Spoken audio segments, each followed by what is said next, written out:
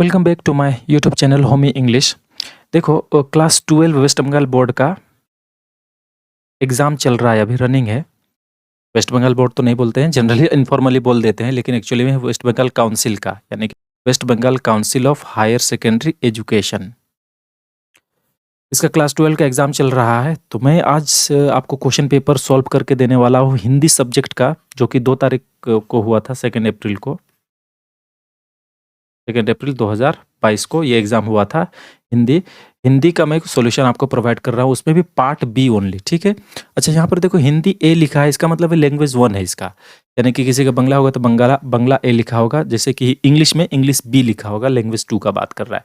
तो part B ये question paper आप लोगों को घर ले जाने नहीं दिया जाता है, क्योंकि आपको इसका शॉर्ट क्वेश्चन जो MCQ फॉर्मेट पर रहता है ना, वो वाला पार्ट का बात हो रहा है। इसको आपको अपने आंसर स्क्रिप्ट के साथ संलग्न करके यानी एनक्लोज करके दिया जाता है, ठीक है।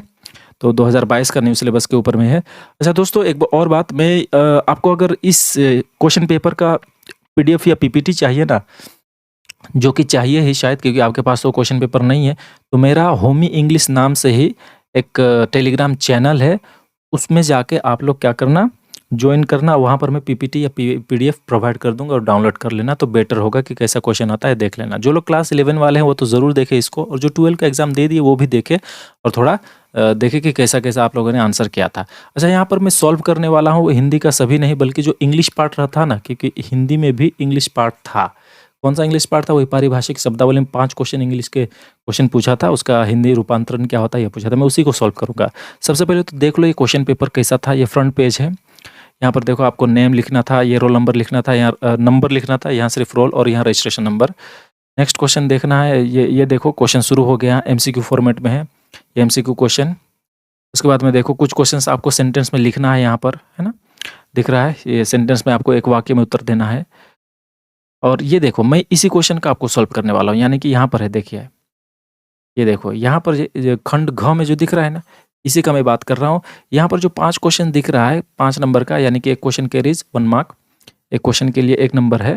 तो इसमें देखो इंग्लिश का टर्म दिया गया है, एनक्लोज्ड है, प्रायोरिटी है, इसका कौन सा करेक्ट आंसर होगा और कैसे आंसर मार्क करेंगे, ये मैं आपको दिखाने वाला हूँ, सिखाने वाला हूँ। देखो शुरू करते हैं क्लास को। हाँ देखो, खंड घ पारिभाषिक शब्दावली है, यहाँ पर आपको एक वर्ड दिख रहा है एनक्लोज्ड, ENCLOSED। इसका हिंदी रूपांतरण क्या होगा? देखो इसका हिंदी रूपांतरण होता है संलग्न, ऑप्शन ए इसका करेक्ट आंसर होगा।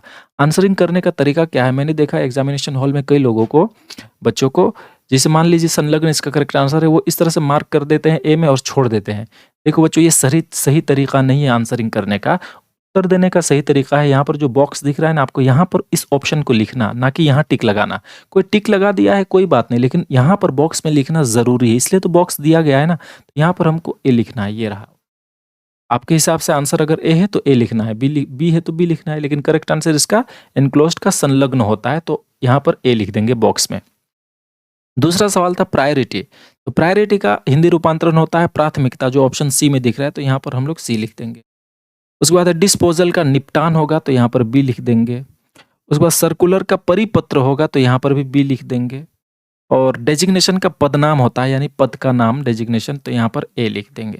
तो ये हमारा करेक्ट आंसर होगा, ACBBA, ये करेक्ट आंसर होगा। अब आपके क्वेश्चन पेपर में हो सकता है ये वहाँ जो पहला क्वेश्चन है ना एनक्लोज, ये हो सकता है आपका दूसरा नंबर में रहे, तीसरा वाला पहला में रहे, ये इधर उधर जम्बल्ड दिया जा सकता है, बट क्वेश्चन यही रहा होगा।